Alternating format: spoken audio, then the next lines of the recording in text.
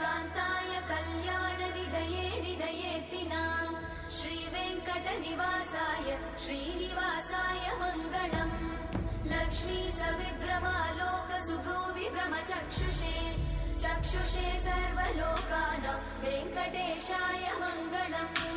श्रीवेङ्कटाद्रिशृङ्गाग्रमङ्गलाभरणाङ्गये मङ्गलानां निवासाय श्रीनिवासाय मङ्गलम् सर्वावयव सौन्दर्य सम्पदा सर्वचेतसां सदा सम्मोहनायास्तु वेङ्कटेशाय मङ्गलम् नित्याय निरवध्याय सत्यानन्दचिदात्मने सर्वान्तरात्मने श्रीमद् वेङ्कटेशाय मङ्गलम् स्वतः सर्वविदे सर्वशक्तये सर्वशेषिने सुलभाय सुशीलाय वेङ्कटेशाय मङ्गलम्।